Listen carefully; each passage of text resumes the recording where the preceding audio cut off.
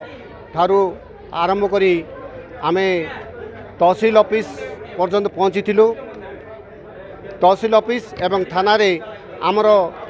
हिंदू जागरण मंच तरफ एक दाबीपत्र दि जाइथिला जहाँकि आमर भारतर हिंदू समाज प्रति एक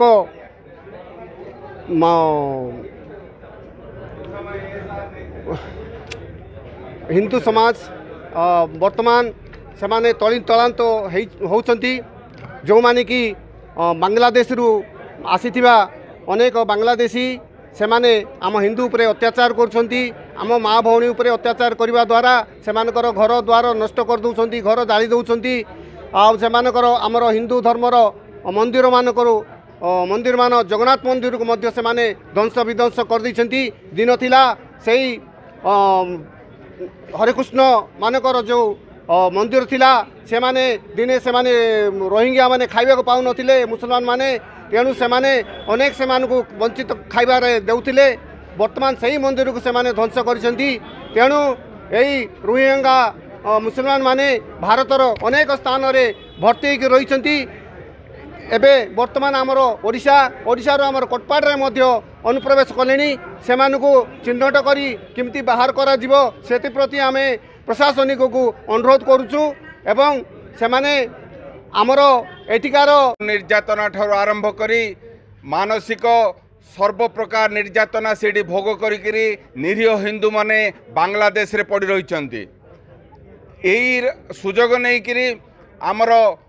ओडिशा को मध्य अनुप्रवेश चली रोहिंग्या मुसलमान मानकर बांग्लादेशी मुसलमान मानकर सेटा आम पाई भविष्य रे अति विपद हो पड़ी कोटपाड़ रे मध्य आपण माने जानिथिबे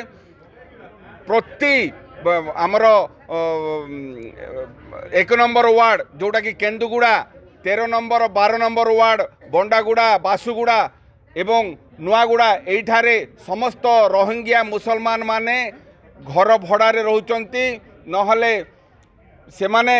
अख्तियार करिकरी घर जमी डेह करिकरी से माने रही जाउचंती एवं मिस्त्री काम करिकरी जो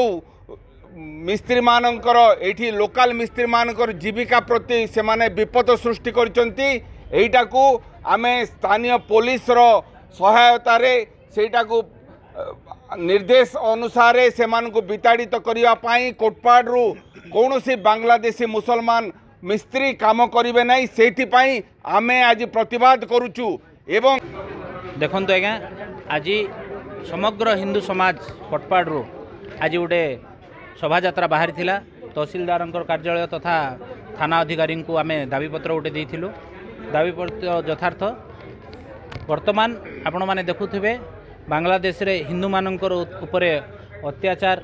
बढ़ी चली दिन को दिन बढ़ी चली ता सहित अनुप्रवेशकारी सेमिति भारत रे ओडिशा रे कोटपाड़ रे मध्य बढ़ी चली तार प्रतिवाद रे आज आमे आसी कोटपाड़ रे थाना अधिकारी तथा तहसीलदार को आमे दाबीपत्र देइथिलु सेमानंकु चिन्हट करी तुरंत तांकर जन्मस्थान को विताड़ित करा जाऊ। केते दफा दाबी दिया आमे 4 दफा दाबी देइथिलु आउ से दाबी भितर थिला सेमानंकु चिन्हट करा जाऊ सेमानंकु किछि जगार घर डिओ पट्टा मध्य किछि मधुचंद्रिका करी प्रशासन सहित से माने